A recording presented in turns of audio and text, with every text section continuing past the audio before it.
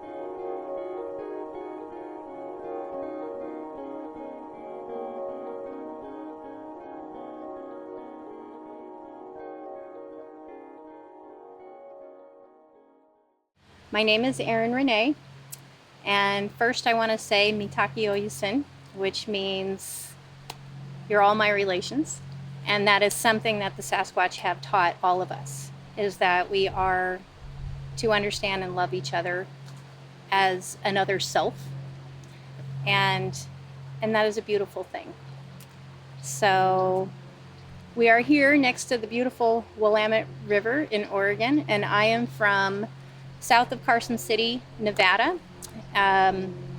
Most of my local Sasquatch experience happens around Spooner Summit, going over to Lake Tahoe from my house, and also pretty much the whole Eastern Range that is accessible. But my very first Sasquatch experience that I was not expecting happened in Chiloquin, Oregon.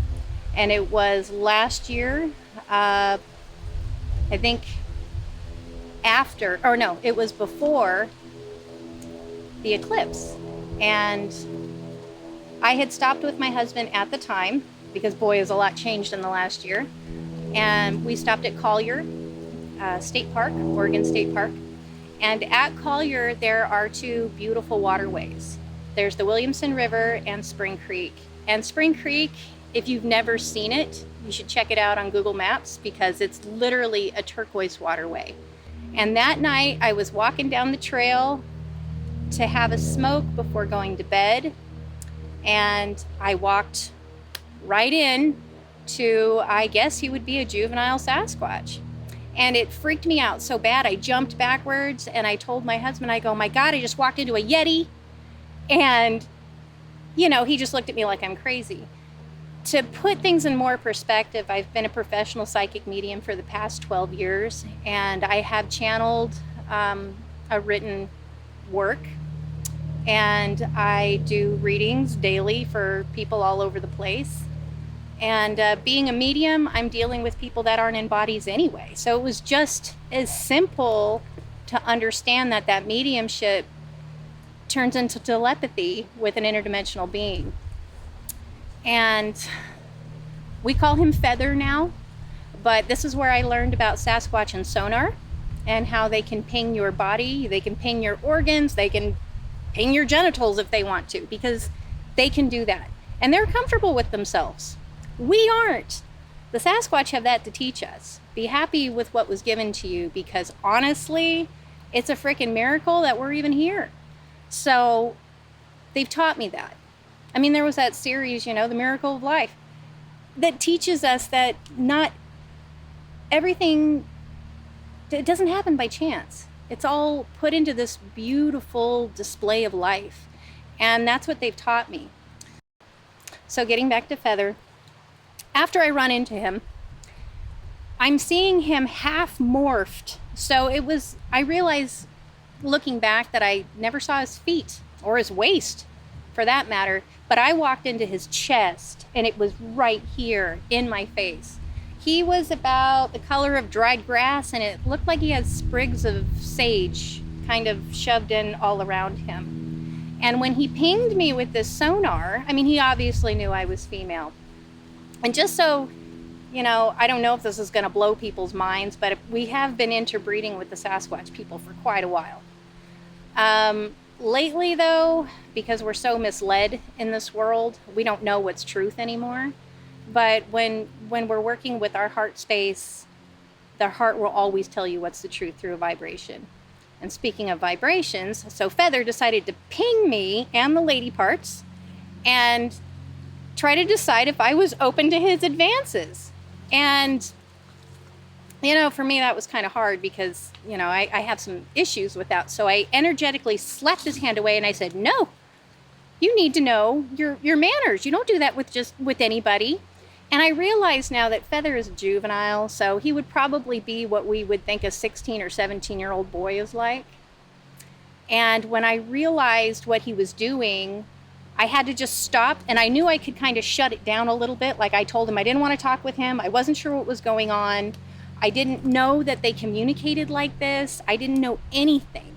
I knew nothing about Sasquatch at all, nor did I know that they were psychic. And after a while, I realized that we were having a telepathic conversation. So I couldn't explain this to my husband. So we went to bed that night in the tent, and I pulled all of my arms and legs and everything back in close to me because I knew he was out there. And I didn't want him to touch me because I hadn't processed it yet. So we went on about our trip, and on the way back is when I stopped and started bringing gifts to Collier. I have my little hiding places. I brought them tea tree oil. I brought them things that I told them had to go to their medicine person because it had occurred to me that the Sasquatch were here before us. So that means that they taught our native peoples how to be in a clan, how to be in a tribe, how it worked with a guardian or a sentinel, how it worked with the medicine man or woman. And so, you know, I appealed to their medicine person, and I said, I'm bringing you a gift because now I know who you are, and I'm forever connected with your family. And ever since then, I have been connected with, I'm going to say it's a low water gather clan of Chiloquin. And so far I've been back several times. I had lost a service dog, and they wanted to know why I was so sad. But at that time, when they get close, I get kind of freaked out because we can all feel that energy. So I start singing, do a little dance, make a little love, get down tonight, and it works. Because in my mind, I can have them dance, and they actually absolutely love our singing, our dancing, our writing, all the things that we do that are artistic, that it doesn't come easy to them. So I had to learn all of this as I was going along. I got done with that trip, I came back, and I started looking for Sasquatch stories in our local area. And sure enough, there was a great story that took place, I think, in the 80s before Genoa, Nevada became really ritzy. And there was a trail that went up to an old deer cabin. And these two girls went hiking, you know, and they got chased down the trail by a young Sasquatch. And they were so freaked out, and they drew a picture of it and everything. And I started wondering about that. So I went up some of the trails in Genoa, telepathing that I knew that they were there, that I knew I was connected to them in some way, and that I'm coming to find somebody to be friends with and to communicate with. And I call this the Blue Water Tower Trail, but I think it's called Eagle Ridge in Genoa. And I went to the first place where water had come down, and I sat down with my kids, and I had another dog with me, and we started to meditate a little bit. And I came home with Tenaha that day. And I call him Big T. And apparently he had been waiting for me, and we were to begin.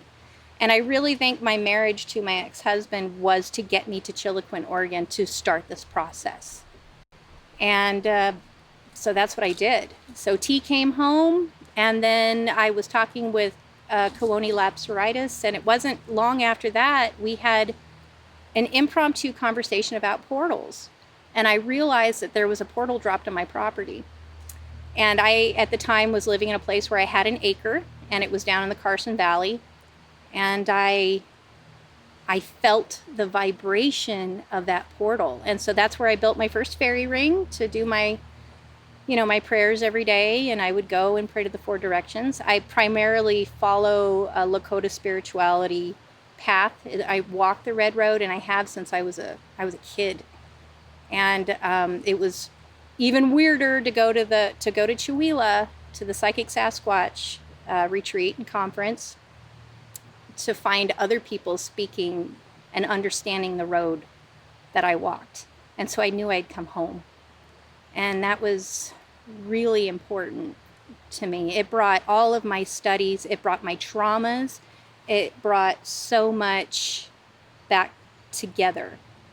And I do want to say I am a disabled veteran. I was a military police officer with the United States Army. And boy, that kind of stuff will teach you how to push yourself and to come out on the other side.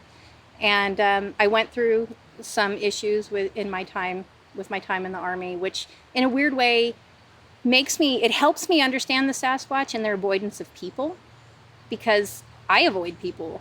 I totally avoid everybody. I don't know who's safe in the world. And so I understand their shyness on a really deep level. And when I come into nature with them, they teach me things. We're standing right here next to this tree that has fallen down, and it's stripped, and they've been working on it. And what I've learned is that when the bark is stripped, you don't remove it, you leave it there, because that's their project. So what they're doing is they pull the bark off and they look for the larvae, for beetle larvae and any other kind of larvae, and then sometimes they'll just replace it back. And I was taught a lot. I was taught a lot in our woods in Nevada. And now when I go anywhere, I can find a Sasquatch structure, and I know I'm at peace and safe on the planet with them. I've been told that no matter where I go, I will have that protection. And even if it's like a telepathic warning not to go a certain direction or whatever, they're always there.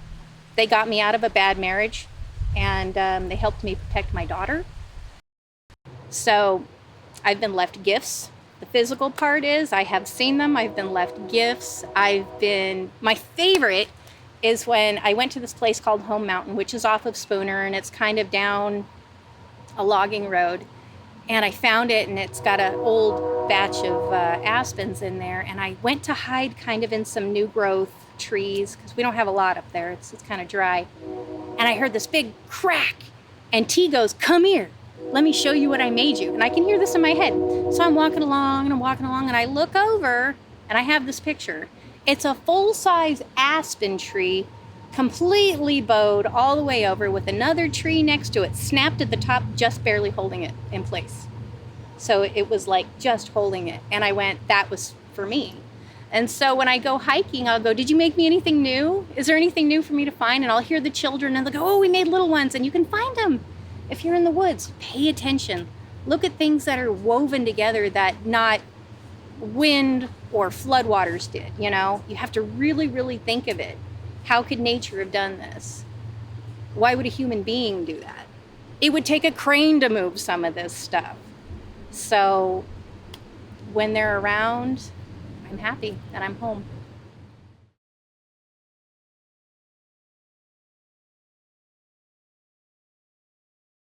I want to start in the beginning, and it all began with what I call the call. And as when I was really young, my father went out hunting one morning. It was really early in the morning. He got there before the sun was coming up. As the sun crested the hill over, my father heard something. And it was something he's never heard before. And he's an avid outdoorsman, big 6'6" outdoorsman kind of guy. And he heard something out there that just scared the living daylights out of him. As soon as the light crested the hill over, he heard this scream. Something screamed. And after it screamed, he said that the deer in the creek that were walking down below that he could hear ran away and he said all the birds stopped chirping. And he got goosebumps on the back of his neck from it. And he got so scared that he hightailed it out of there, and he came home to us. After my dad calmed down a little bit, we started questioning him a little bit more. And he told us the story, basically what I just told you. And he said the best way to describe the sound was if you were in a large metal room and you took a metal table and you dragged that metal table across the floor, and you get that sound. And that has stuck with me for my whole life. And that's kind of where I started. And I started, after I heard that, what popped in my head was Sasquatch. And I immediately started thinking he must have heard of Sasquatch. So I started doing all this research, and it kind of piqued my curiosity as a kid. And I would read everything I could get my hands on. I'd get on the internet and do all kinds of research. And from then on, as a kid, I had this interest in Sasquatch. So when I was in high school and in school, as a person, I was very introverted and shy and quiet and reserved. I went into the military and I became this different person. I was more confident. I was cocky. I was, swearing all the time, and I was just a different person. When I got out of the service, I met my wife, and a couple years after being with my wife, I was giving a message from our Creator. People call our Creator God or the Source. But I was given a message by my Creator, all of our Creator, and it opened my eyes to everything, all the possibilities around me. My eyes opened. I became one with our Creator. I felt that connection. That really cemented the beginning of my journey in a serious way. So I realized that, God's real. I realized that there's a lot more happening that we actually understand. And then I decided, hey, well, if God's real, why isn't Sasquatch real out there? And why can't I go out in the forest and, go see Sasquatch and have a relationship, see if he's actually out there?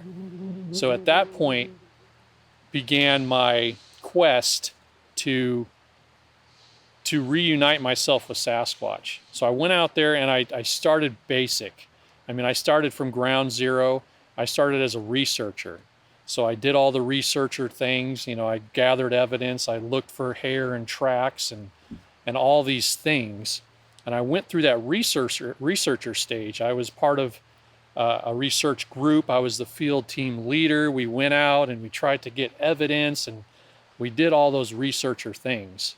So I went through that stage, and I started realizing that you're only going to get so far as a researcher.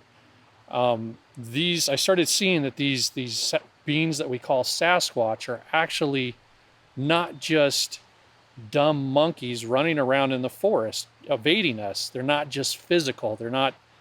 They're higher beings. I was introduced to cloaking, and a lot of people will stop right there and say, okay, I don't believe in that. And then they will stop right there and stay at that level, and they will continue to look for that physical evidence. And I was not satisfied with that. I wanted to go and see how far this rabbit hole would go. So I kind of graduated from that researcher stage, and I decided that I wanted to experience them in a more of a relationship, try to gain their trust, try to get them to trust me, where I could actually interact with them in kind of a habitual manner and build a relationship instead of trying to prove that they exist. So I met with some people that had interactions locally, that had interactions with Sasquatch, and I tagged along with them.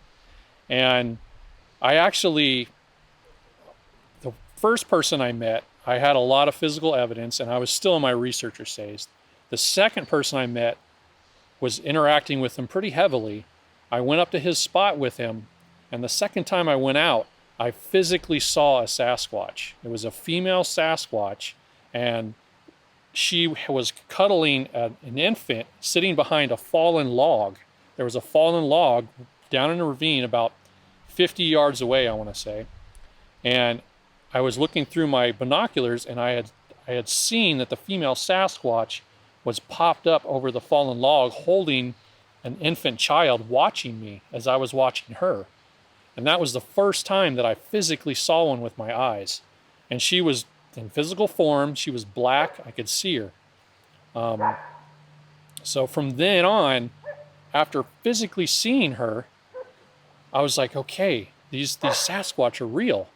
I really want to get close to these incredible beings and want to have this relationship with them and learn from them and kind of be the, Jane Goodall, sit with them and be a member of the family and have that relationship with them. So I really started pushing a relationship with them, and I would go out and try to connect with them. I wanted them to come to me. We put the cameras away. We told them that we weren't doing any kind of picture taking or any kind of physical evidence. And they were just very reluctant to even come forth. And it got to a point where I got so frustrated with them that I actually started yelling at them in the forest because I knew they were all around us. They were letting us know that they were all around by whistling and making noises, but they were just staying outside of us. And it was almost like they were playing with us. And I got so frustrated that I just started yelling at them in the forest. I was like, why aren't you guys coming out? Why aren't you saying hi? We know you're here. You know that we know you're here. What are you doing? And I was just so frustrated because I had such a drive to make a connection with them that I was yelling at them. And after that day, I pondered on that, and I really felt bad about doing that. So I told myself from then on that I would never yell at them again like that. I would never get frustrated and try to force anything upon them. So I took a more passive, easygoing approach, more spiritual approach, and I would just come out to them, offer my presence to them, be with them in a very peaceful manner. And when I just let go of all those expectations, when I let go of all the restrictions and everything and just open myself up to whatever may happen, that's when things started getting interesting. That's when I started having interactions. That's when they started coming forth. And it wasn't until I started meditating that my telepathic relationship really started developing. Communications. I really wanted to communicate with them. I really wanted to talk to them. But I didn't know how to go about it. I had some friends that kind of told me their experiences. So when I started meditating, I really opened myself up to that ability to talk to them in a telepathic nature. And they started giving me visions, and they started sending me information and thoughts and dreams. I had dreams about them, and that's when the communication started happening. And the more I meditated, the more it would come in, and the more my channel opened up to them. And now I meditate every day, about 45 minutes to an hour, and meditation has just opened so many doors for me, not only in communications with them, but in communications with other higher beings, with communications to my inner self, to our Creator, to everything that's around me. It has opened a new door for me. So as of now, I am in communications with the Sasquatch. They talk to me. I know many Sasquatch by name. I'm a messenger for them. They tell me things that they want the whole world to know. One of my closest friends is named Balana. He's actually the clan leader of where I grew up as a kid, so he's known me since I was a kid. And he is the one that right now is sharing his knowledge with me and sharing the knowledge of the collective with me. It has been told that Balana will stop giving me lessons, so to speak, and I will graduate to a higher Sasquatch, and it's going to be a progression. So many years are going to be coming where I will be talking to them about the knowledge they're sharing, and I will be trying to send their message into the world.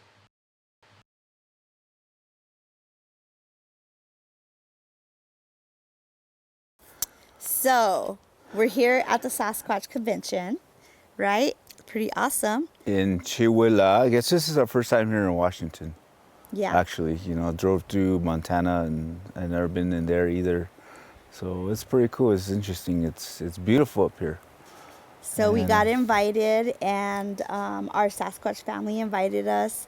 And last night was pretty amazing. We got to sit with the elders, and it was, they were telling us that they were, because the first night that we were here, they were standing around and observing everybody to see which person they wanted to adopt. So we were being adopted. And they were checking everybody's heart space, and they were trying to decide which one they wanted to choose, because they're basically our godparent for the weekend, and they're going to kind of train us, is what they were telling us. So today they chose everybody. So if you see orbs around you, or you feel that energy, or they start playing little jokes on you, that's them training us. We're in training now. But it's been pretty amazing because we brought in our star allies as well. And so they are adapting to all the allies, the star allies that are here as well. So there's a lot of communication happening. So it's been really neat. And we saw some orbs last night as we were walking the trail, and they were following us. We do get a lot of downloads. So we get the chills and all that when they're right behind us. You can feel them. You can feel the energy right behind you. So that's what's been happening. Sometimes you can smell them. It smells like almost like a wet dog, like a smell like a towel you've had there for a while, and that's the males. And the females, they smell like peppermint. Peppermint, or flowers, yeah. Or flowers, or wildflowers, and they're around us right now. So Yeah. they're transdimensional beings. I don't know if anybody's ever told you that, or if you heard that, but they travel in portals, and you can feel the energy. They're all around us right now. They're all behind you right now. So it's Yep, they're here. Yeah. Whoa. Yeah. So they've been following my husband for many years, since he used to be a runner on the Pueblo. So he has a story about that one. Yeah, there's one. Well, I was told a Sasquatch being that was, he had they said that they have different color hair. The one that was running with me has like orange hair and like white on top. And he was asking one of the guys that was talking to me about it. He's asking me, why is this one always running? He meant me. He goes, why is he always running? So the Sasquatch had to run with him. Sasquatch had to run with me. So everywhere I went, I was, he was going through and traveling like this. And they're very ancient. They're wise. They're caretakers of this land. And they're tricksters. They're tricksters. They like to do tricks on us and stuff like this. And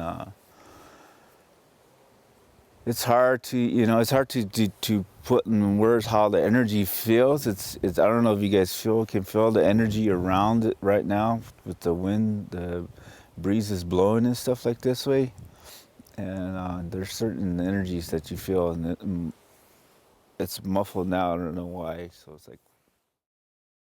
We were adopted about a little over a year ago, when we went to a gathering, and they wanted us to come back to them. They've been following us for a while. They're cross-dimensional beings, and we met Garrett, and we got reactivated. And it was a very important time to us to be reactivated, and then we gave them permission to follow us, as they were wanting to investigate us as well as us wanting to investigate them. They followed us to our space, our healing space, and they were there. They always like to come through there because we have an open portal in our space, collective frequency. And then they followed us home. And at home, we have a tiny house, so they come in and they're pretty big creatures, so they bump into everything. They pull off your covers, they throw things around, and you have to get up and check, and you have plates on the floor, and your shoes are all over, and they're just kind of checking things out. Very curious beings, very, very curious. And you can feel them, you can smell them. It just depends on how high your frequency is. The higher your frequency is, the more you're going to be able to see them. So once you let go of the ego process, you're going to be able to communicate with them telepathically a lot more. So it's been pretty awesome to see them the more we raise our frequency, and a lot more are wanting to see them. You hear all these fairy tales about it, but they're really here. And the more that we've been raising our frequency, the more we see them. We've been to Mahuti's land, and there's a whole family that came out to greet us. And they like to throw pebbles. And they like to be up at 4 in the morning. You'll hear them at 4 in the morning. They'll make little noises like that, and then they'll replicate other animals and stuff like that. So it's been pretty interesting, our journey with them.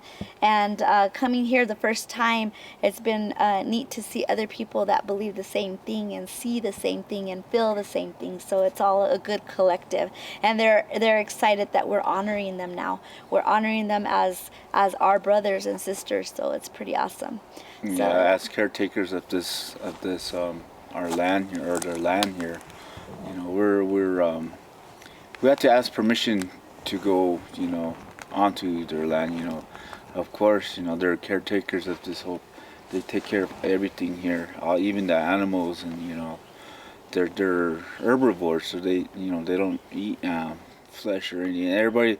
Everybody makes them out to be like the mean guys, like rah, but they're actually gentle beings.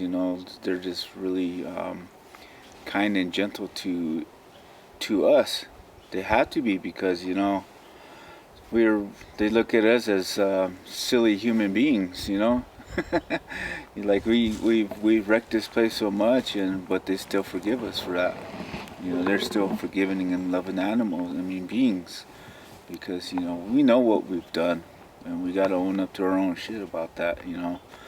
So we come here and we offer them I guess like tobacco or gifts, and talk to them. They're around us. They're here. If you don't see them, physically, but they're here spiritually. And there's many spirits around here. You can see all the ships and everything around here, and they're here. All the star beings, all the you hear about the aliens, the Sasquatches, and the little fairies, and they're all here. They're all present, and it's that belief, I guess, and belief in it, and everybody is believing it. So guess what's happening? It's manifesting, and when you start believing in this heart here, it's going to start manifesting more and more and more. So they're checking everybody's hearts, because that's where they work from, is the heart space. They're really true loving beings. They're really nurturers of the land, of this earth. They love to cross over and take care of our land. So it's like, check yourself before you wreck yourself. So they're coming and checking your heart. And they speak telepathically. They do like to mimic us. They'll even laugh like us, and they'll try to copy everything that we do. So they're pretty amazing little beings. It's almost like childlike. They're like childlike, but yet they're powerful beings. So if you do actually come back into that child space, you are actually a powerful being, because the ego is gone. So they have no ego. It's pretty awesome. So it's nice to come back home. We're going back to learning how to eat less meat, no fast foods, no, we got slow cooked food, which is like vegetables and plant food and stuff like this way, how to survive on that stuff, So we're learning from them. They're bringing us back. Yeah, they're kind of going like this. Nope, don't do that. No, don't do that. Don't do that. So it's like we're learning from them. They're giving us the wisdom of the nature. So that's their main purpose, is to remind us. And they do it telepathically. They really download information to us. Yeah, so it's pretty awesome. And the animals have forgiven us too for what we do to them. You know, they don't want to be hunted.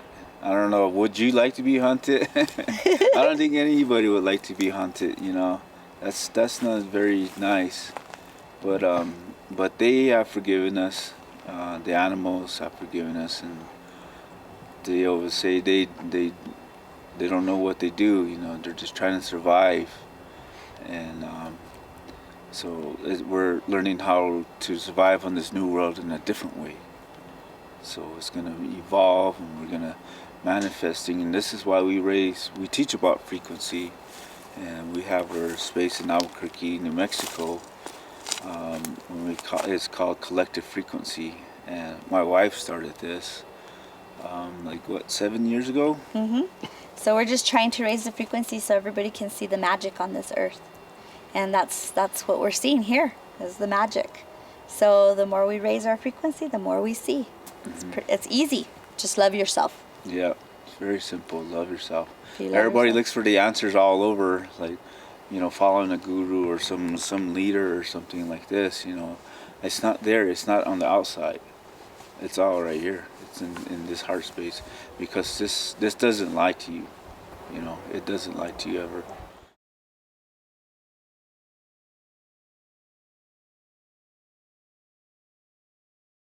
Hi, I'm Brian Bland from Vancouver, British Columbia. I was on the internet and looking up Bigfoot encounters and stuff, because I always had an interest in Sasquatch. And I noticed there was a guy local to me who had a post on there, and it was about him and his son. His name is Randy Brisson, and his son Ray. And they found a juvenile trackway. And the thing was, it was right up, you know, like 10, 15 minutes away from where I live. And one thing that happened from day one is something that they worked with me for many, many years, and they still are. And it's an educational kind of thing. We were walking along the trail. This is maybe 15 minutes after we got there. And he pointed down on the trail below me, and he said, "You see those little peel sticks down there that are forming signs and whatever?" And I looked at it, and he said, "The Sasquatch make them." Well, I looked at it and I said, "Yeah, that's not random." So I was connected in right there. And ever since then, they've been teaching me with the glyphs. Like it's a telepathy thing. They will, if they're for you, you'll know what they mean. It's also experience, because I've probably taken pictures of like over 10,000, maybe 15,000. And you know, it's an experience thing, but it's also an energy thing, because they deal in energy, and they've worked with me with energy. So that's how I got started. One thing they told me is, like, you know, that was really like brought me to tears immediately is like and this is kind of how I got to, you know, a step to how I got to know them is I designed my own glyph, which is like a signature glyph with a peel sticks, and I just made my own signature. I made a B for Brian, right? I didn't get too creative, but it doesn't really matter what you use. The point is that they have to know what it means. So, yeah, this is a really fascinating story. So anyway, they started changing my glyph around and whatever, right? They started playing with it, and they started moving it around and doing little variations on it. And then eventually they started making complicated ones with an A, an H, a 4, and my signature in there. Like the A, the H, and the 4 are actual clan members. So one day I came upon one where I saw one with an A, an H, and a 4, my B in there, and it had a roof of protection over top. And as soon as I saw it, I immediately knew, you're our family, we love you, we're protecting you, you're one of us, you know, like basically they adopted me into their clan. That was like an acceptance. And I was weeping. It was so powerful. I was actually weeping. You know, I share everything freely on Facebook, because put all my pictures and everything up, because that's what they want me to do, because it's amazing. Other people, even here today, other people have seen my glyphs and posts or whatever, and then they go out and try something, and then all of a sudden they're connected in. And that to me is like, the most gratifying thing I could think of. It means way more to me than my own personal experiences, because that's what it's all about, right? It's about waking us up and raising our vibrations, and it's so gratifying. A lot of people have asked me, you know, what do they mean? What do they mean? And there's a bunch of people trying to put together an alphabet, like they're trying to figure it out like the runes or some other ancient writings, like it has a standard across the board meaning, but that's not how it works. How it works is that they can read your mind and they can place thoughts in your mind, and if the glyphs are for you, they customize them according to what you think. Like for me, A is RE, my clan leader. So every time I see the A and the other symbols and whatever that I know what the message means for me. I'm sure you've probably heard that they say that they watch out for you and protect us when we're in the woods. Well, I had a great experience. I mean, I've always known that anyway. I mean, for instance, one time I was camping and I had just finished talking to a guy about them. And as I was talking to him, I was getting this intense energy as far as that, because they approved of it. Because if you're talking to people that they want to connect with, or they think they has a chance to maybe get it or whatever, they will really let you know with an intense energy. And it was funny because as I'm talking to this guy and I'm feeling this intense approval, suddenly he turns his head like really fast and he said, "There's something walking in the woods." He heard something tromping around on 2 feet in the woods, and I said, "Oh, well, there you go." Say hello to them and say, "Hi, I can't remember the guy's name." But I remember his dog, Wilbur, believe it or not, but I'm better with pet names than people names. But anyway, I said, open your mind and say hi to them, and, you know, maybe you'll get a connection with them, something if they feel that they want to. And then as I was making my fire and preparing, because I was sleeping the night there, I was worried about bears, because bears were just coming out. So I thought, yeah, you know, that pretty easy access for a bear to come down here. And I was by the edge of the woods and I'm gathering my firewood, and all of a sudden I got an intense, loving message like, "We're watching out for you, we're here for you, we're going to take care of you." My friend and I were coming back from a couple days hike, and we had a lot of neat stuff happen, but we're walking along the trail, and it's a dirt trail, maybe it's 8 feet wide or something. So I'm staring straight ahead, and we're, you know, heading back from our hike, or from our overnight hike, and try to imagine the trail, and you know, so I'm looking, and here's the trail. So I don't see anything. I don't see anything. I don't see anything. I don't see anything. And about 3/4 of the way over, a Sasquatch fully materialized. Fully materialized, and it, you know, I saw the head, the shoulders, the muscles in the back, the last few steps before it walked off into the bush, and it walked in behind a tree and then up the mossy slope and whatever. But the interesting thing about that is that they can present themselves to you in any way that they want, according to what they think you're ready for. So I said to my friend, I said, "Did you see that Sasquatch?" And he said, "You mean that little dog?" He saw like a little Toto dog. Yeah. And I saw Forshna. Oh yeah. No, oh no, I've got to tell you the end of this. This is the kicker with this. This is beautiful. So I saw Forshna, right? And I'll tell you how I know it was Forshna. That's one of the clan members, right? A thought came in my head. I wonder if they left a glyph or something for me. So even though it was fairly light out, I turned the light on anyway, right? And as soon as I turned the light on, I saw a perfect 4 glyph right below my feet immediately. And that was Forshna saying, "That was me. I was with you all day, and this is my confirmation." They'll answer my questions with energy. It's like an intensified, if I say, "I wonder if it's like this," or something, or I'm pondering something about them, or I'll get an intensified energy that means yes. If I don't feel the energy, then no, kind of thing. But it's the deepest, most beautiful love you could ever imagine. Yeah, they are very, very spiritual, very loving beings. They are incredible beings. As a matter of fact, as an example of their love, when my mother passed away, my father phoned me one morning and my mother had passed. And, you know, I said, I got to get out to the woods and for some peace and sanctuary and think things over, you know, get my thoughts together and have some, you know, peace and quiet, you know, in a place that I love, so I could deal with it.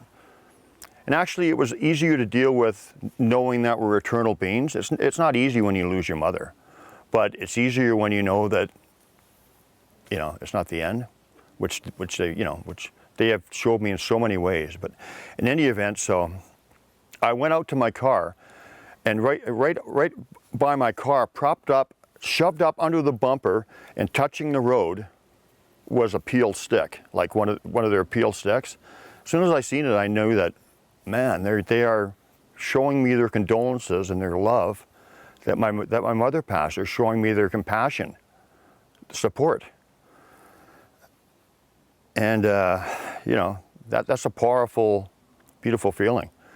The very next day I went out there to the car, and there was an open triangle glyph, which is a symbol that I've seen many, many times. And it was, you know, peel sticks too, and it was pointing directly to the direction where they live, to where, you know, to where I go. I don't have to tell you that there were no other sticks or peel sticks on the road. But there weren't, you know. It's not speculation. I don't speculate on them. When I see something, I know what it is. Basically, because it's like school. They start you off in kindergarten and you get an understanding all the way up.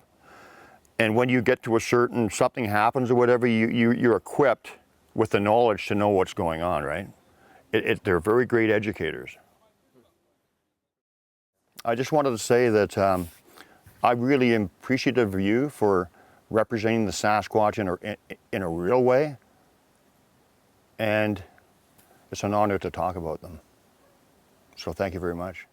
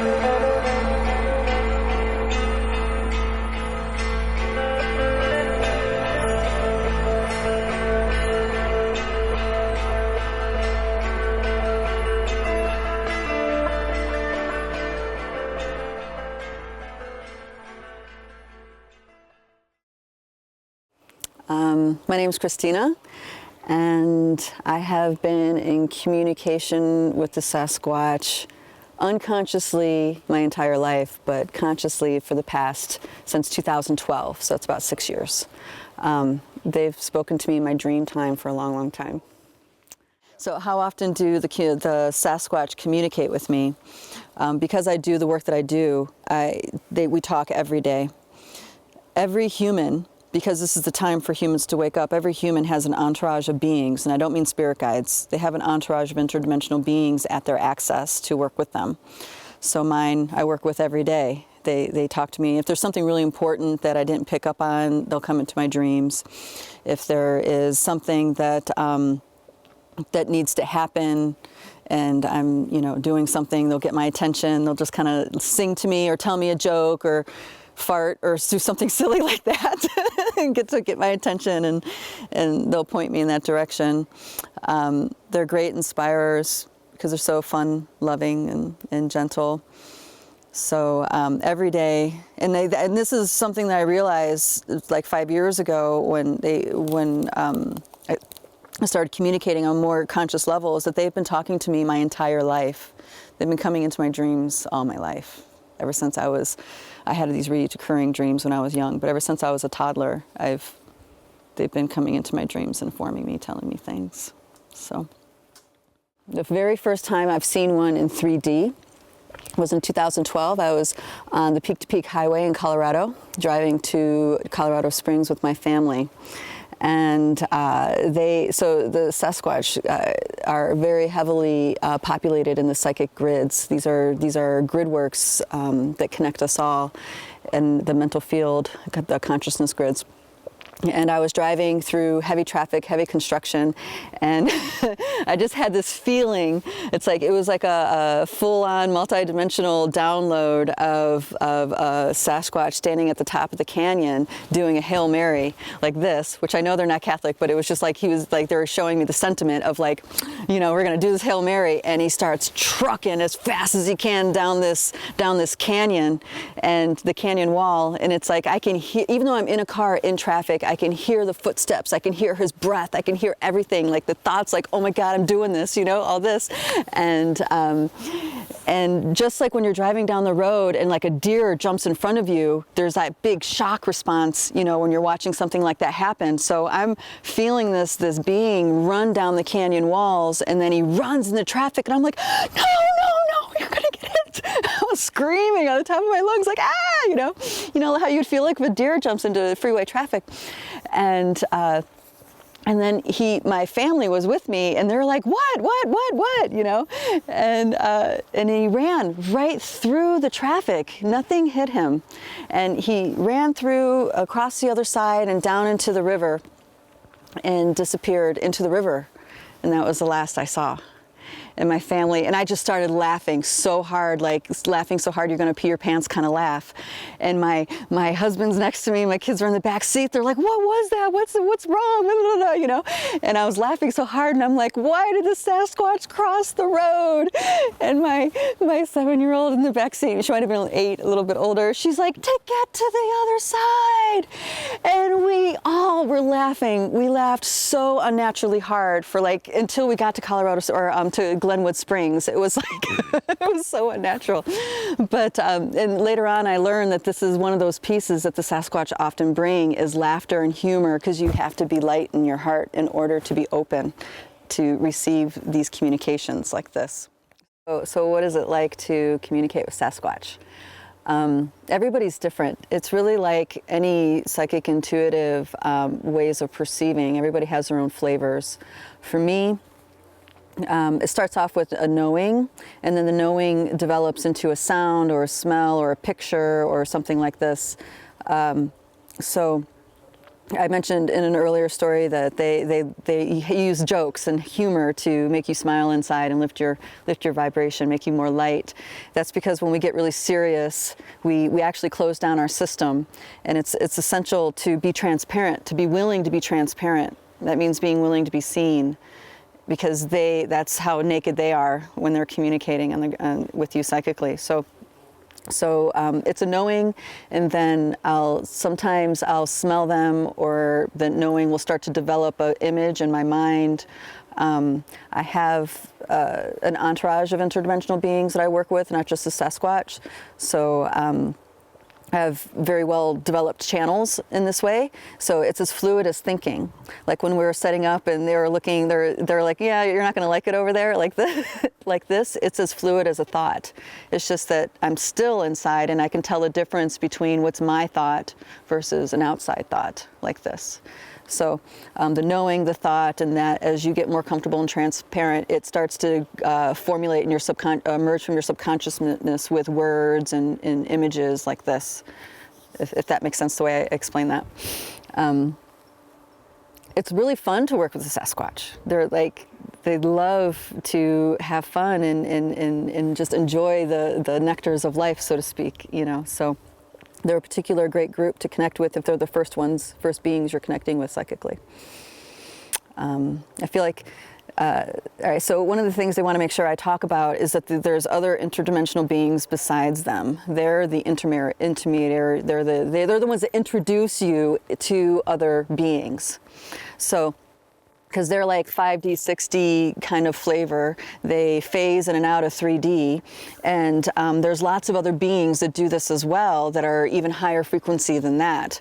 And a lot of times we mistaken them as ETs, but they're actually native. They live here on this planet, but because they're so foreign, we're like, they have to come on a ship or something, and that's not really how it works. So there's the Beetle People. The Beetle People are essential in helping humanity wake up, as well as the Cricket People. They're, I say people because they are like large bipedal insect-type beings. That's how they represent themselves. And the other ones that are really doing powerful work on this planet to help humans wake up are the Frog People.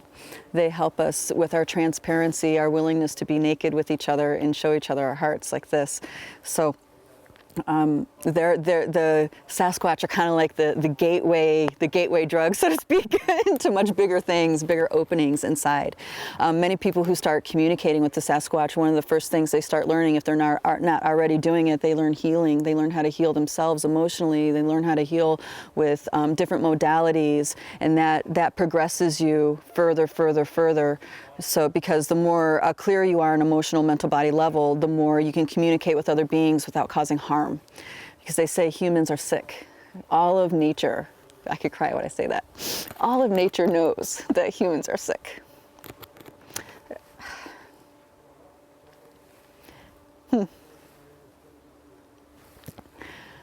So, and we're sick because we're not present. We have all these to-dos, we have all these other things that we're doing that are more important than being present. It's like, I belong to you, you belong to me. So if you're having a problem and I'm too busy to help or care,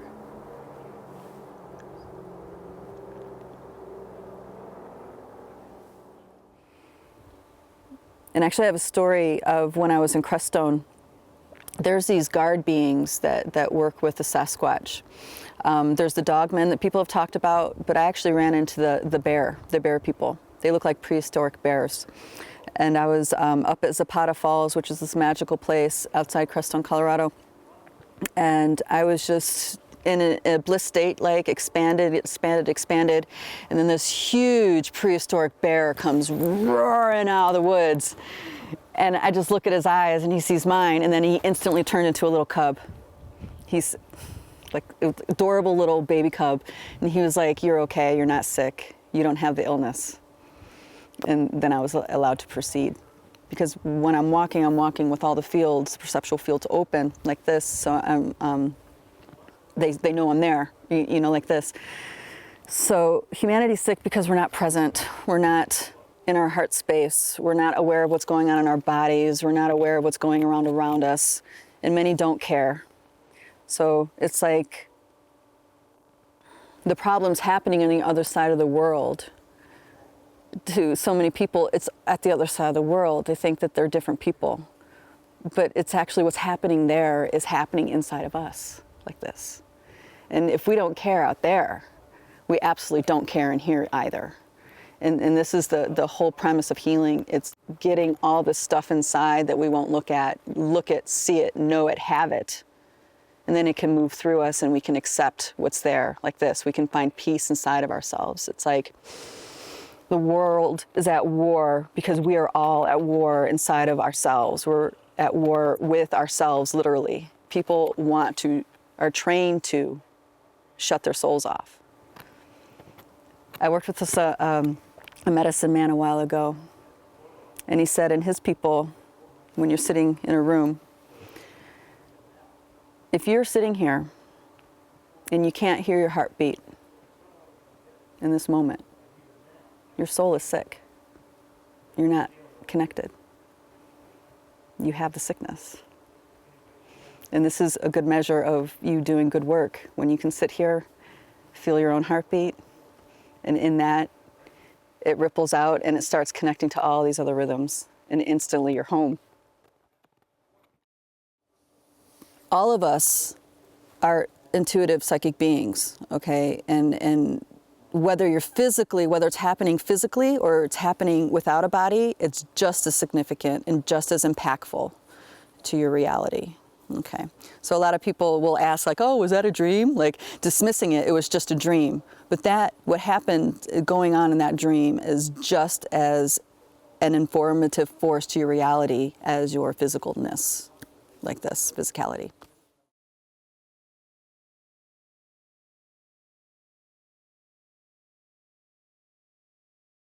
Hello, I am Walichi. That was my given name at the Psychic Sasquatch retreat. My old self and my own old name was Lisa Marie.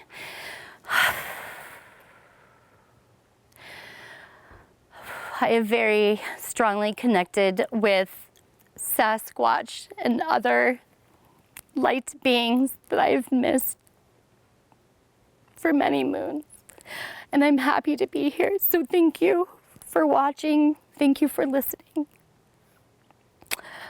I am at this retreat. All my life I've had just intuition, these very basic words. Oh, this ADHD, this scattered thoughts, this, and I'd have to pull, there'd be so much static and so much information. And I was told, nothing's wrong with you. That's cool. At age 27, I got diagnosed so I could get time and a half on an exam. I would have ancestors come to me. I would have energies, I had no idea who they were. I had deceased individuals come visit me and speak messages and sometimes hijack me without my permission. And about 6 years ago, I was diagnosed with breast cancer. And I had talked to just the right person, another light being, which I didn't understand was a light being at the time. And she said to me, "You don't love yourself. You are a child of light. You are love. Your time here is not done. There's a lot of work to do. We need you. And I need you to step into the light." And I didn't know what it meant. And I just knew my breasts were at stake. I did my work. I know that breasts are boundaries. So I worked on tough boundaries with people, with energies. Nah, this is my circle. You don't get to come in here. The voices are still there. The static was still there. But what I could offer people were my eyes and my hand. I could see them and I could acknowledge them. And that's how I could deal with all the pain, all the lost souls, the people that needed to come through. So I learned boundaries. Here I am, 6 years later. I've still got work to do. And I come here, my earth body was tired. It needed to be spiritually connected to my star family. And energetically and serendipitously, I got a free ticket to this event. And I came here with no attachments, no nothing, no real information about Sasquatch. Sasquatch, cool, I'm psychic, so let's do this. Sasquatch. I'm all in. And I come and reserved and my divine feminine was so triggered. This grounded energy, I couldn't deny my being, my light being, my lifetimes. And I embraced it. And it's soon, just quickly, the onion was off. Is off.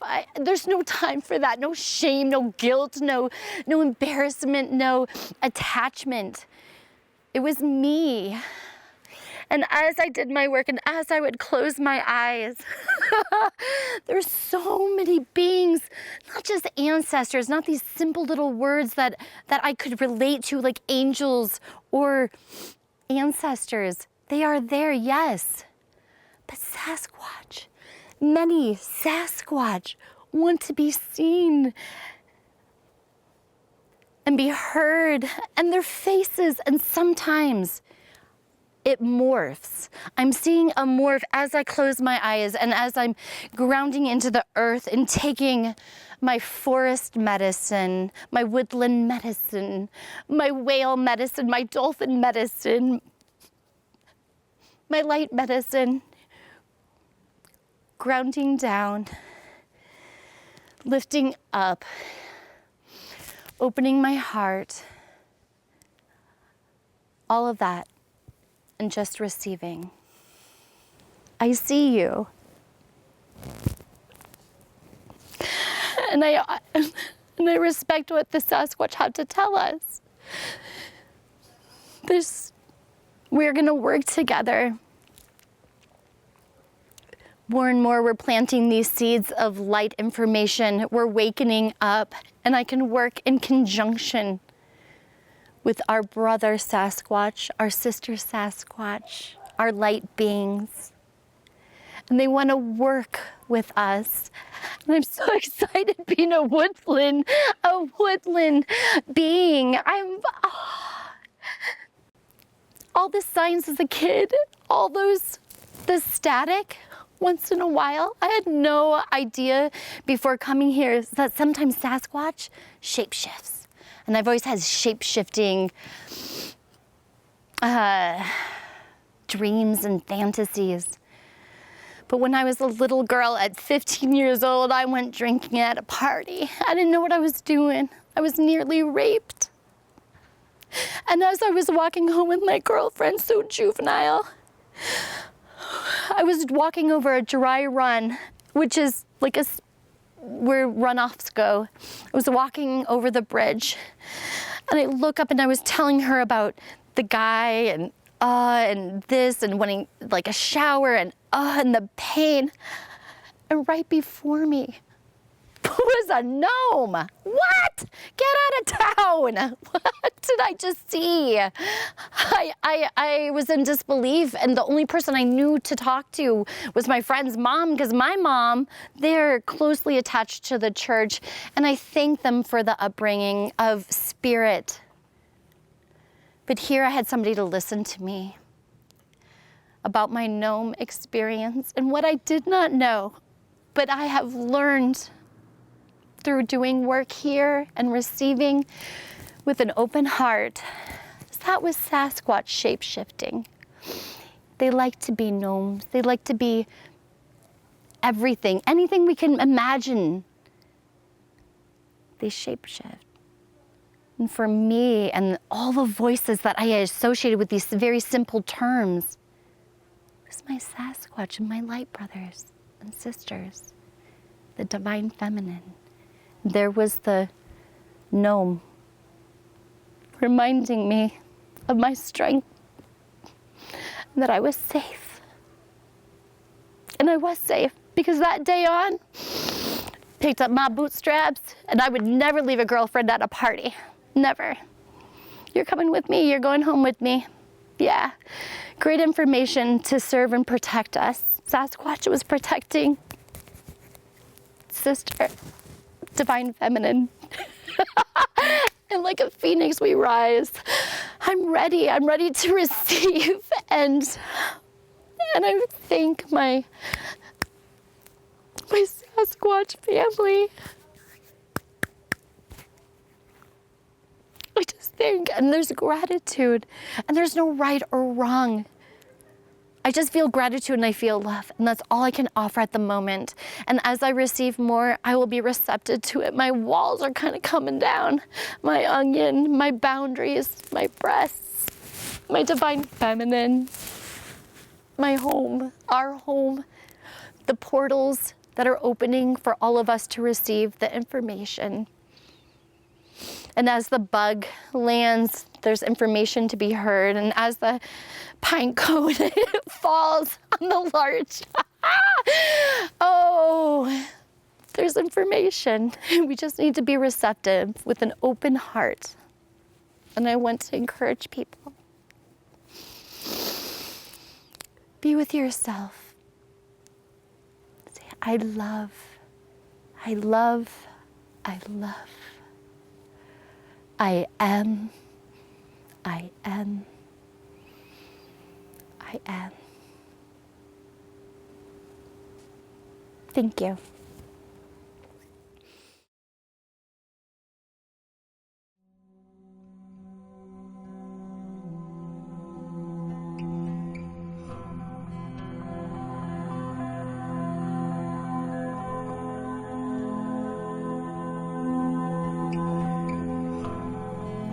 I have heard the Sasquatch shout out loud, howling and whooping in the woods.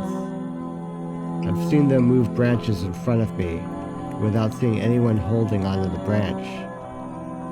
I've experienced impossible healings. But I have not yet seen Sasquatch with my eyes. And everyone says seeing is believing. How can you be sure they are real if you haven't seen one? Yes, I still have doubts. My mind still has trouble fully accepting it. But the more I communicate, the more the doubts slowly fade away.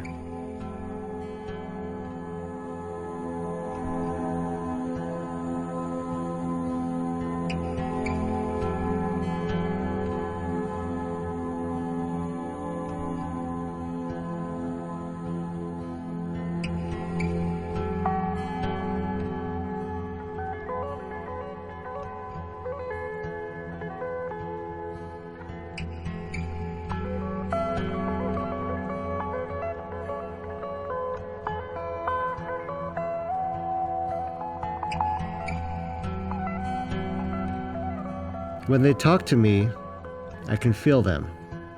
Their energy is very powerful and intense.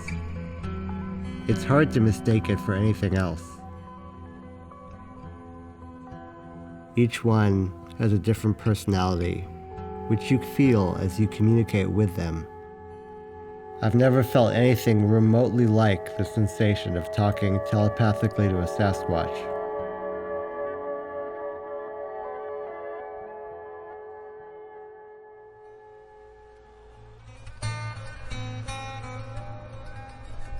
Perhaps you too have heard them in the woods, or felt them watching you, but your mind told you it wasn't real. Many people around the world have felt their presence in the forest. If you feel it, trust your instincts. One thing the Sasquatch have always taught me is to trust your first instinct.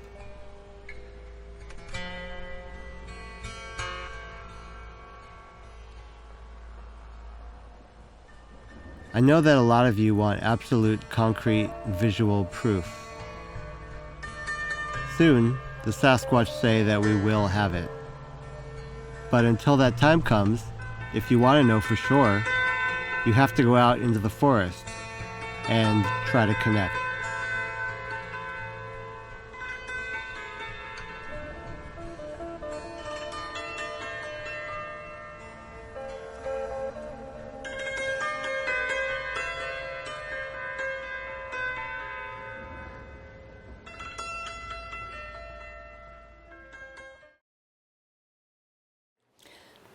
Well, my Sasquatch journey began when I met with Gail Fowler, and I signed up and went on a session with her.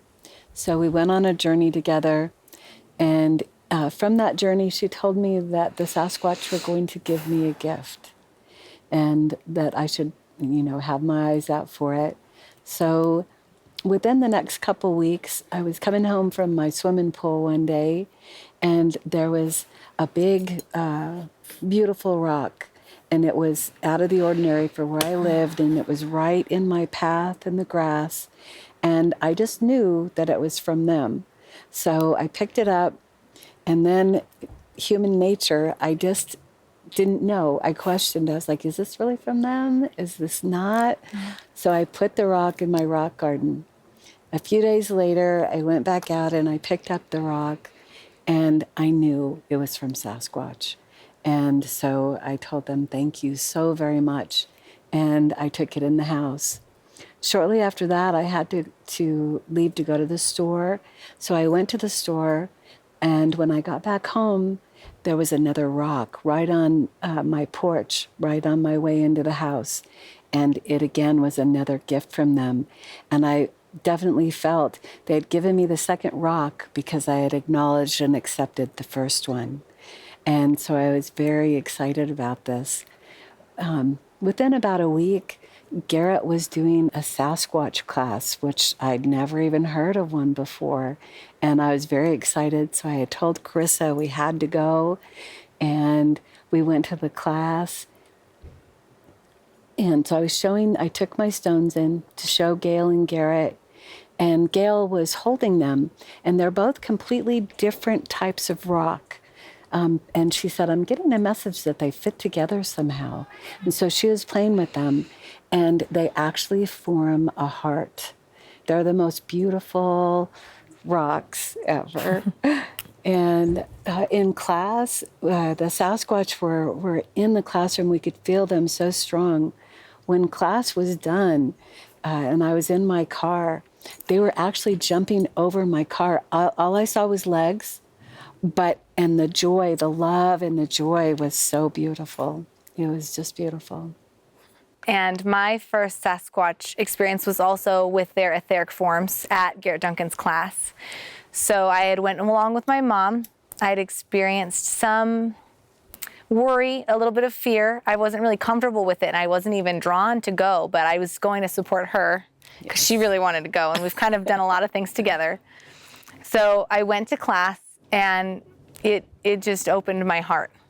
So we're all sitting, and Garrett opens a portal and invites the forest people in, and they all come and stand behind you in their etheric form. And you can feel the love just radiating off of them. So your whole heart space opens, and it's just like kind of blissful. And this is all well and good while I'm in class. But then as soon as I get out into the parking lot and I'm alone again and they're not like right behind me, I start to kind of get nervous and go back into fear a little bit, because that's kind of where I struggled at the time. And so I asked them, please help me to not be afraid. Please bring me something to show me, to help me just get over this fear. I really want to work with you. And so it was like 3 days later, I open my door and I go outside, and there's a bundle of dove feathers, just like the size of a ball, all together, just sitting right by the door. And they were put together nicely, soft, fluffy. It was their way of just showing me their gentleness to begin with. And so I've just opened up and continued to try to work with them and connect with them. And now I'm here, and it's been wonderful.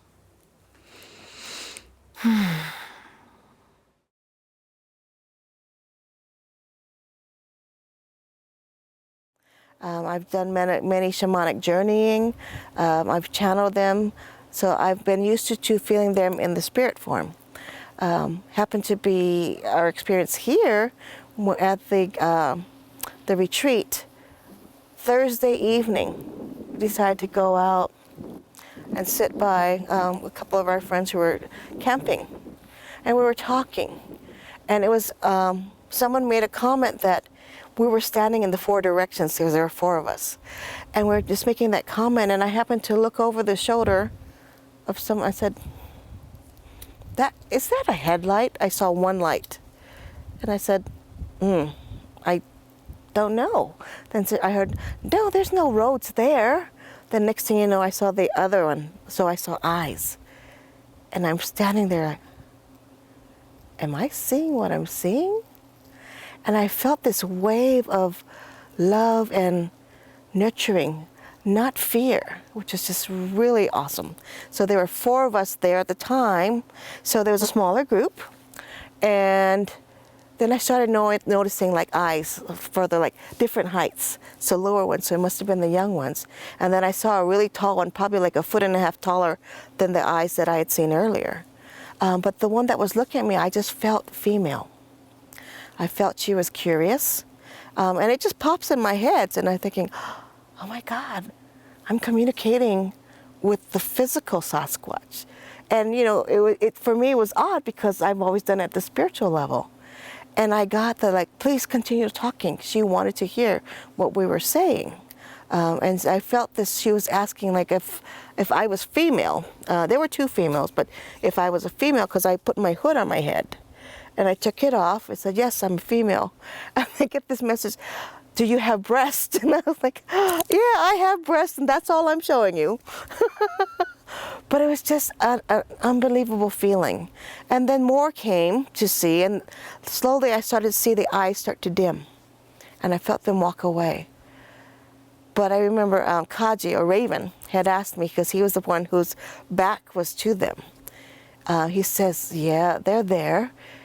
And I was like, well, he goes, do you want to go in? I said, go in where? He goes, to visit with them.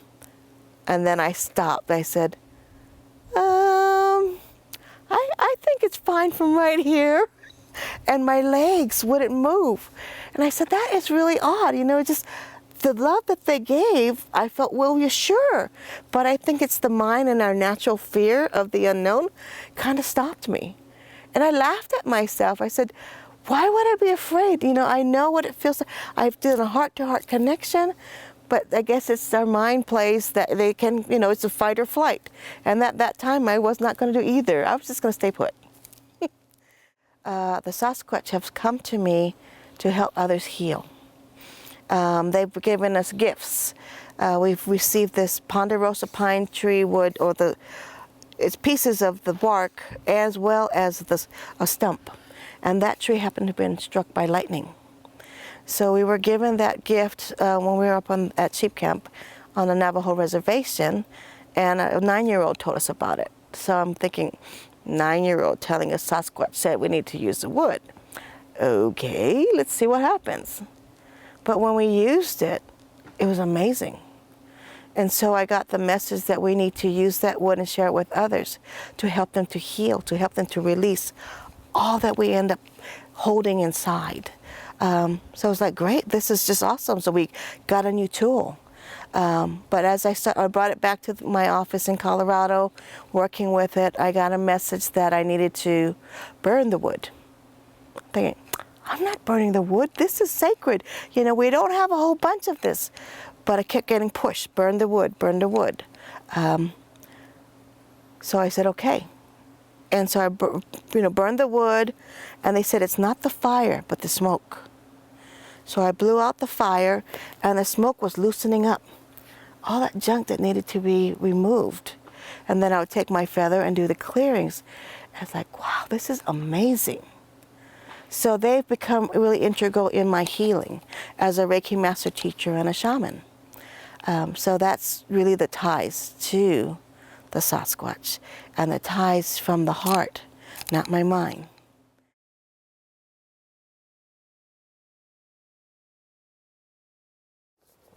I feel very grateful to have had these experiences, although I was, wasn't sure what the ones were in the past, you know, with the big guy that showed up, but that was a loving exchange also. He wanted to commune with me. I wish I would have been ready, and instead I freaked out.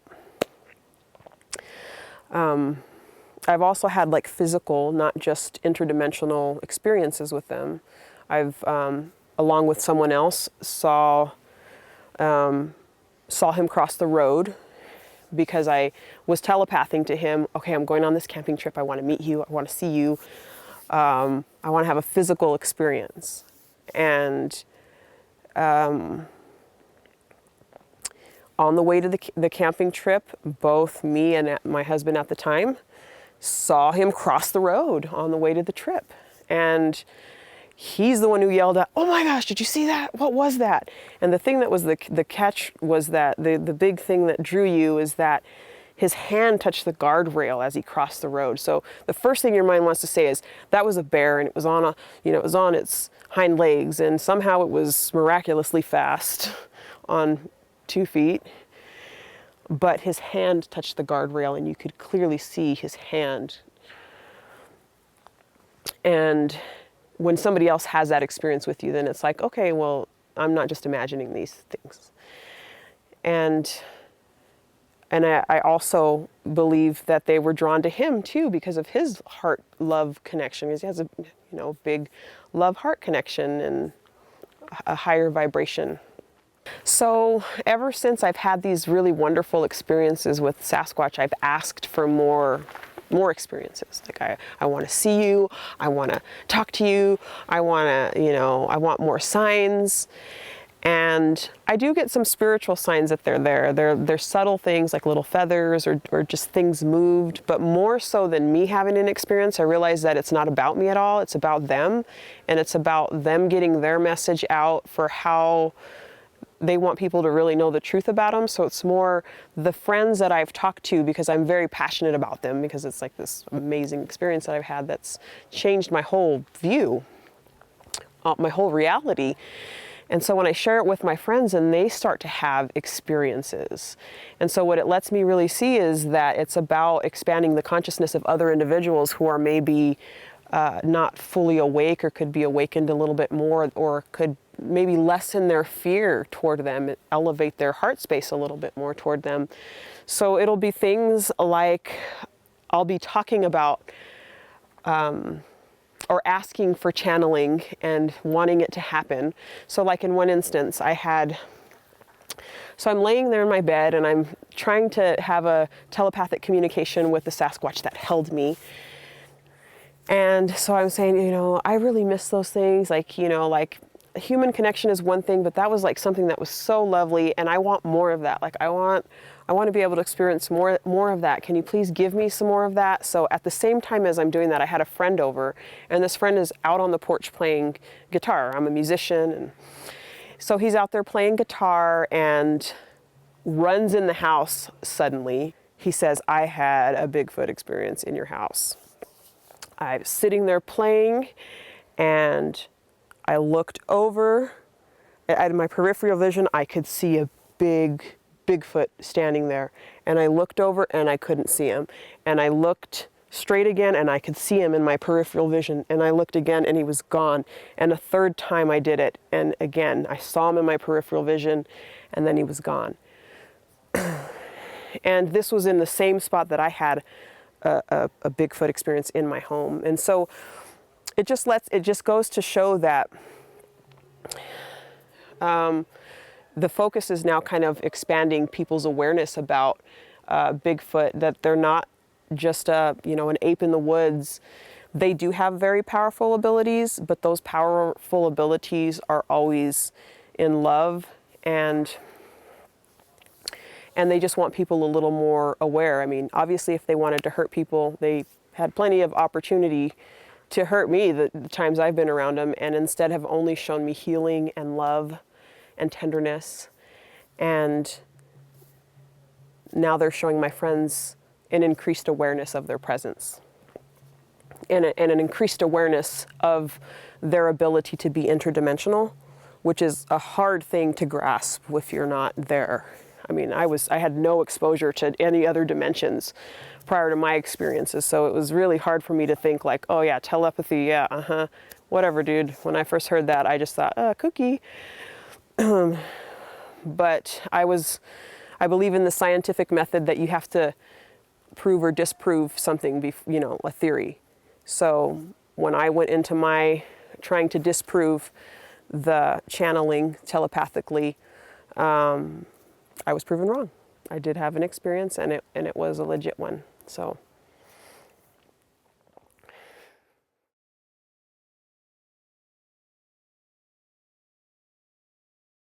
So we've seen young, we've seen old, but the play and the teasing and the joviality, if you come to them in a right-minded way, not with guns, not with I'm going to kill you, not with you're an evil monster, but instead with, hi, my name is so-and-so, I'm here to talk to you, and if you treat them like people, they treat you back like people. We have friends doing gift exchange with the Sasquatch, trading all kinds of things. And what we found is that they're very, very conscientious. These guys create all kinds of art. They are extremely artistic. And people walk past their art all the time and don't realize it. And the other thing is they sign their art. If they're proud of what they do, they will create a pattern of sticks in a shape, and a pattern like this might be one person. Or if I had a Y-shaped stick and I bent it over at the top and it went like this, that might be another person's signature. But you will find some of them are folded in grass, yes, and intricately woven, yeah, a lot of weaving into little, almost like little caricatures of people, and left in their places out of tall grass. But we see them take rocks and stipple on boulders images, almost like petroglyphs.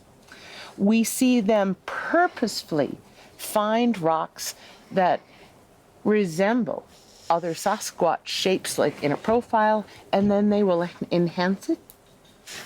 We see them piling rocks, not just to make a pile, but to create something on the ground that if you look at it the right way from the right angle, it's a profile. And they also stack them too. They do. Our researchers are walking past their art all the time, and so I'd like you to pay attention to, these are creative people. Not only do they create structures with trees and wood and places to sit and places to observe and places to sleep and places to put their babies. How big are their infants? Their infants, when they're first born, are more than twice the size of our infants. I would say 20 to 25 pounds usually is about right. And about 32 to 36 inches in length. Yeah. They tend to be much longer. Yeah, extended, long leg bones when they're born. Part of it has to do with their genetics and who their parents are. There's a lot of not inter-clan marriages, but outside the clan marriages with other Sasquatches. They, like any animal or are aware of inbreeding, and they stay away from it.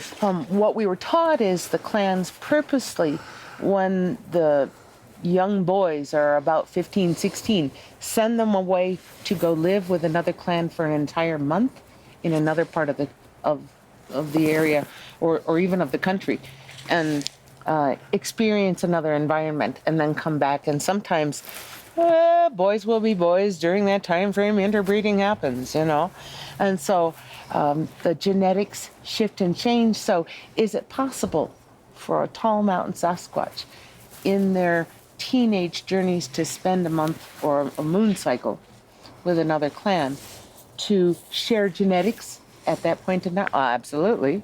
As a 15-year-old boy, are you kidding?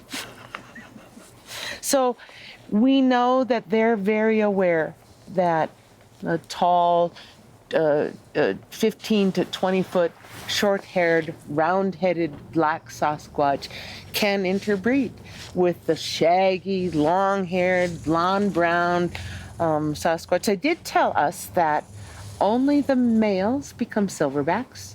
It's not that the females cannot get gray hair and be silver like this. They do. But if it's an actual silverback like you see a gorilla have, only the alpha males. Ancients. They're part of the ancients. Yeah.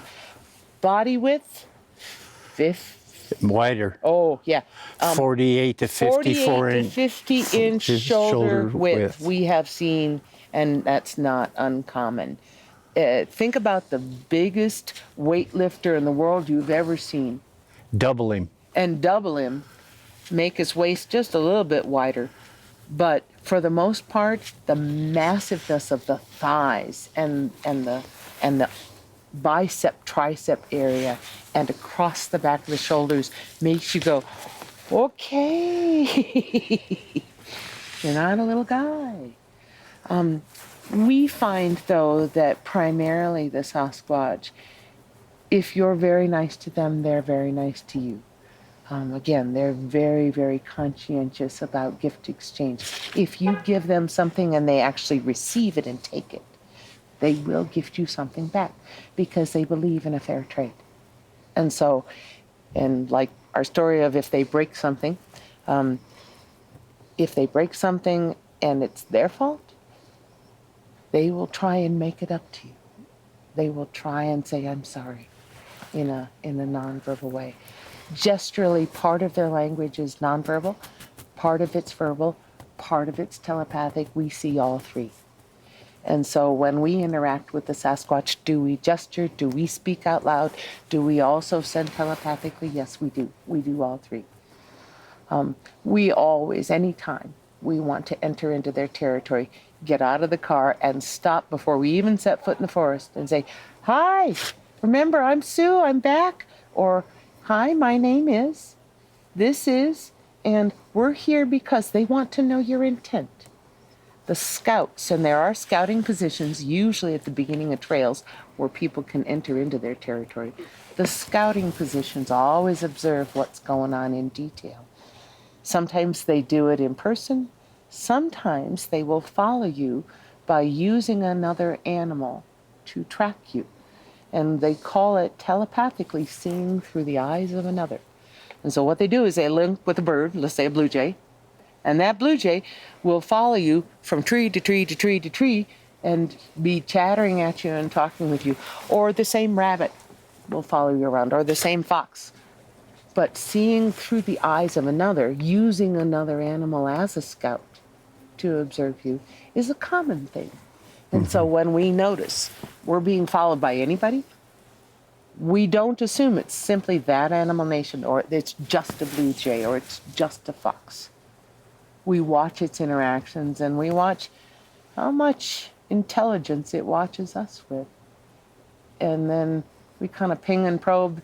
Ping, that's our word for telepathic connecting with another person. We'll ping and probe and see if indeed we're just dealing with a fox or a blue jay, or if there's something more going on.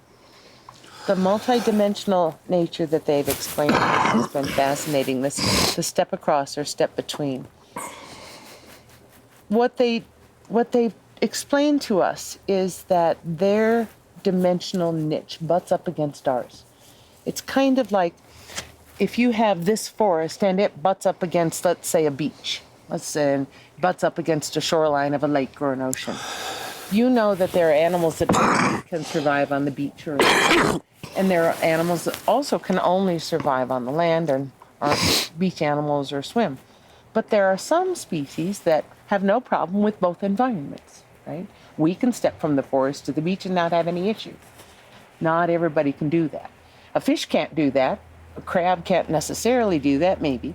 But we can move from one environmental niche to another. The Sasquatch can move from one dimensional niche to another. It's as easy for them to step from their dimension into ours as it is for us to step from the forest onto the beach. It's as easy for them to pick up a pine cone and in their dimension, hold it out, drop it into our dimension, and suddenly a pine cone shows up at your feet out of nowhere. Well, it's not out of nowhere, it's coming out of their dimension, and somebody's doing it on purpose. So moving an object from their dimension into our dimension is as easy as picking up a pine cone and tossing it onto the beach, guys. It's no big deal for them. Can they come into your homes in a dimensional state in an invisible way? Yes, they can. Yes, they can, because our visual spectrum is limited. We know that we have hearing capabilities that are limited because we know that our dogs can hear things that we cannot. Our visual capabilities also are blocked at both ends of the visual spectrum, and we can't see things that other species can see. The Sasquatch dimensionally can see across from their dimension into our dimension very, very easily because they're a telepathic nation. And so can they track what you're doing even though you cannot see them? Yes, they can. They don't have to be seen to know what's going on. They don't have to come into our dimension to observe you. But you can see them if you learn to use your peripheral vision. If you learn to study auras and learn how to use your peripheral vision and concentrate and focusing on it, in this area of your vision, you are able to pick up a glimpse of a dimensional person passing through or walking by you that you wouldn't normally. A lot of people think, oh, that's some kind of a little flash over here. Well, 9 times out of 10 in our household, if I catch something over here in my periphery, it's somebody coming in or somebody going out. What we do know is that our peripheral vision from here to I suppose 18 degrees into an arc at the very edge of your vision, you catch things and have slightly different receptors than you do when you focus on something straight on. How it works and what it does, we don't know. We know we have repeat reports of people catching things, catching full body imagery in their periphery, but then when they turn their head and look straight on, the retinal receptors aren't catching what the periphery was catching. Why they're different, how they're different, that I don't have. I don't have the science of that. All we have is the repeat stories of, I saw it here, but when I turned my head, it wasn't there. Yeah. So, and if you really concentrate and start focusing on your peripheral vision, you'll find that if you pay attention, you can actually get very detailed images out here. And you can train yourself to really pay attention. Yeah, on any given day, I see 40 or 50 spirits come in and out of our house, just sitting in one spot in the living room and having a perspective. But I am very attuned today to my peripheral vision and what's going on out here in the unseen world. You have to understand we invite them in and have been inviting them in for decades too. And so we have a whole host of unusual folks that show up, not just our Star Nation friends, not just our deceased relatives or folks we know that passed away, not just the Sasquatch. Sometimes we don't know who comes and goes, but we know that we have a great deal of activity and don't always tell us their name.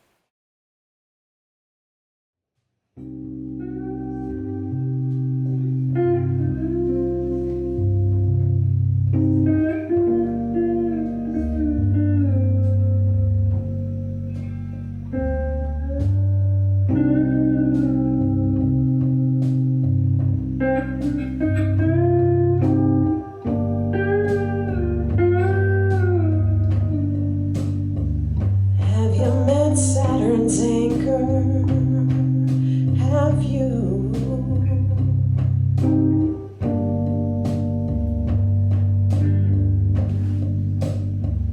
Have you felt Pluto's anger? Have you? Have you?